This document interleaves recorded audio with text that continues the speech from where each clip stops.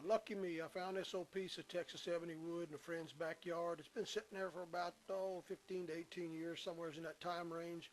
And I put it on my homemade sawmill that you'll see in some of my other videos. And what we're going to do is we trim the top and the bottom down. We still have to square the top up a little bit. It's a little off, but we'll get a big sander on top of that or something. We'll level it off.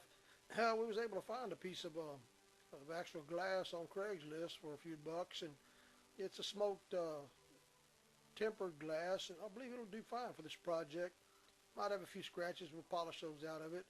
But yeah, the Texas ebony wood is some hard wood. It has a really nice bark around the edge of it.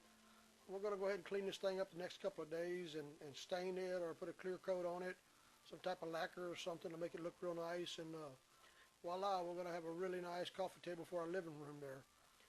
Hey guys, if we helped you in any form or fashion, hit the like and subscribe button. We need all the help we can get here on YouTube. Thanks for watching.